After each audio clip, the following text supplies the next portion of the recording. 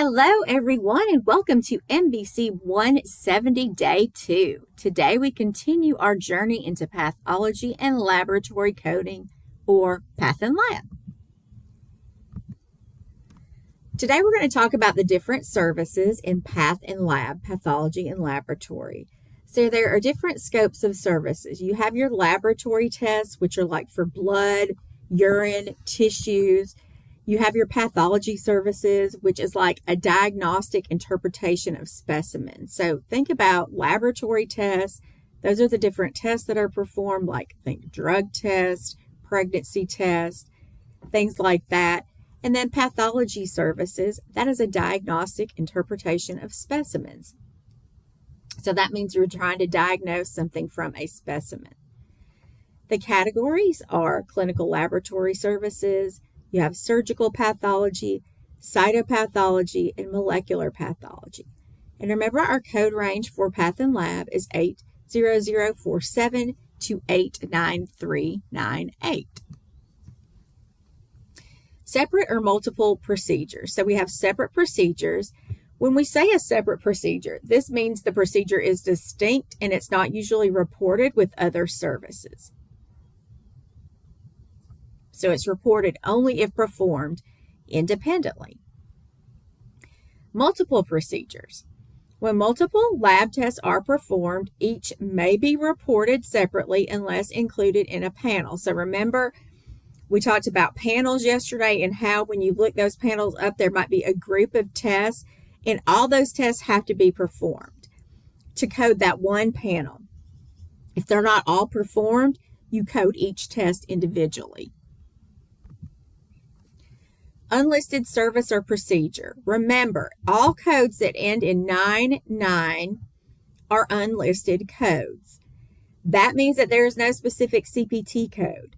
So an unlisted chemistry procedure would be 84999. So just think about that when you go to code. Unless you really are not able to find a CPT code, which you should, do not use those unlisted codes. When you use an unlisted code, you have to have documentation submitted with it. That means you have to have the full description of the service, the report to explain the necessity and details. You just have to have a lot of information in that document to prove that there was no CPT code for this code, and so I'm billing it unlisted, and here's all the information to show why the physician could get paid for that service. So, like I said, always make sure do not use an unlisted code. Remember, they end with the 9s unless you are absolutely 100% sure there is no CPT code for that procedure. When is a special report needed for unlisted procedures? And also sometimes a payer requests a special report. They're questioning, why did you file this claim? Why did you code this the way it is? So they're going to request that special report because they're going to review it and they're going to read over that documentation to be sure, hey, this can be paid. What's in a special report? The nature, the extent, and the need for procedure, time, effort, and equipment involved, and the clinical necessity and rationale.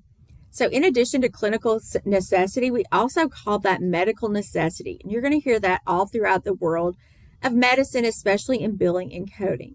That's because we have to prove that all codes that we file, the codes that we adhere to that we assign to a procedure and a diagnosis, that it shows that they're medically necessary needed. We haven't gotten to diagnosis code yet, and that's the problem the patient has. And that always has to match your procedure code. So they have to go together hand in hand. Plus, they're going to look through that paperwork and make sure other things were done first, like maybe that didn't cost as much money, before they pay for something that might be more expensive or more intensive. Modifier 51, you'll see that used here. It's used when multiple procedures are performed at the same session. Now, you will hardly ever use those for lab codes. So if more than one lab is performed, you will not use modifier 51. But If you have surgical pathology codes, they might be used for that. Always look for that void symbol. That means modifier 51 exempt, and you would not use modifier 51 with that code or codes. Modifiers 90 and 91 are our lab codes, our lab modifiers. So modifier 90 indicates lab services performed by an outside lab. So that means the patient was sent somewhere else and the services were performed by that outside lab, not anything in the facility or office. And modifier 91 is repeat. So this is when it's done on the same day. There are certain times when a person comes in and they have to get a test like in the morning and come back like 4 or 6 hours later and get that repeat test.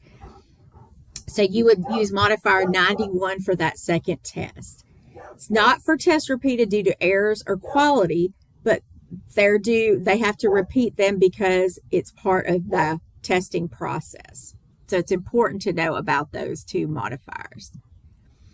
If you have any questions, please feel free to let me know, and have a great day too.